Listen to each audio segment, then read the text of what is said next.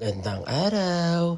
Para sa ating Holy Week special, tayo ay magje-general cleaning.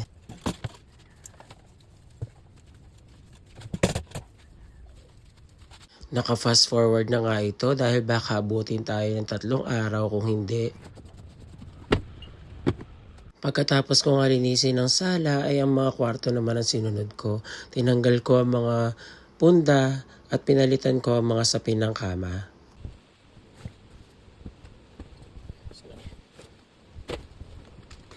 Loka pa nga ako dahil nanigas na ang mga karat sa sahig.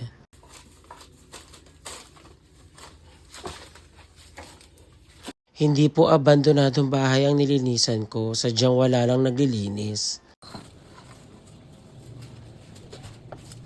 Sobrang kapal na nga ng mga alikabok at halos parang hindi napupunasan.